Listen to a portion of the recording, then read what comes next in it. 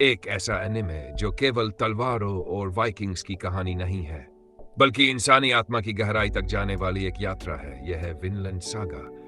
क्या थॉरफिन की कहानी सिर्फ रिवेंज तक सीमित थी, या इसके पीछे छिपा है कोई गहरा संदेश?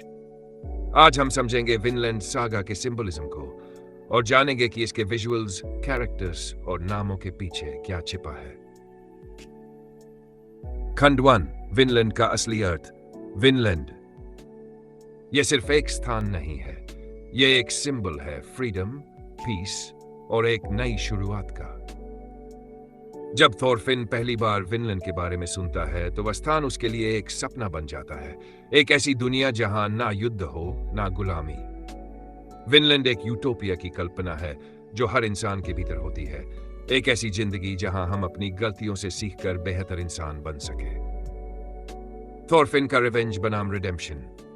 थॉरफिन की कहानी शुरू होती है रिवेंज से, लेकिन समाप्त होती है खुद की खोज पर। उसकी यात्रा एक सिंबल है कि कैसे रिवेंज एक इंसान को अंधा बना देता है। लेकिन जब आस्केलाड की मृत्यु होती है और थॉरफिन टूटता है, तब वह समझता है कि असली शक्ति तलवार चलाने में नहीं, बल्कि माफ करने में है। यहां आता है एम्प्टी वॉरियर का सिंबलिज्म।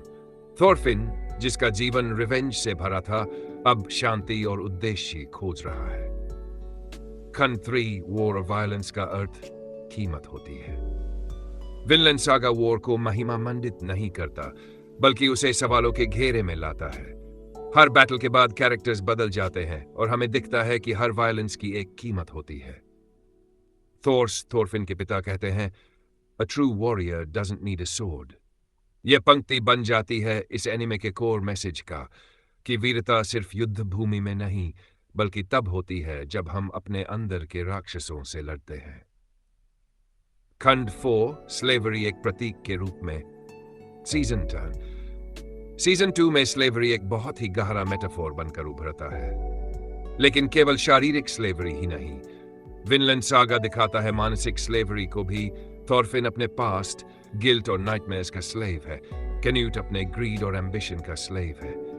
यह स्लेवरी का सिंबल दर्शाता है कैसे हम सब अपने इमोशंस, पास्ट ट्रोमा या डिजायर्स के गुलाम बन जाते हैं।